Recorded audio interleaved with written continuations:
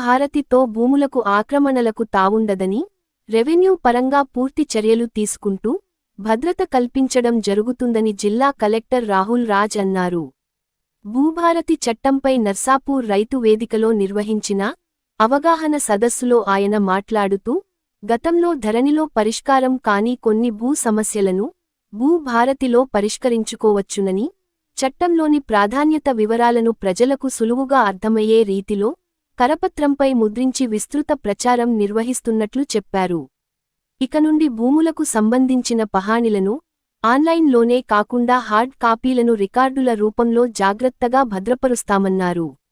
ఈ కార్యక్రమంలో నర్సాపూర్ ఆర్డీఓ మహిపాల్ రెడ్డి, తహసీల్దార్ శ్రీనివాస్, ప్రజా ప్రతినిధులు, ప్రభుత్వ అధికారులు తదితరులు పాల్గొన్నారు.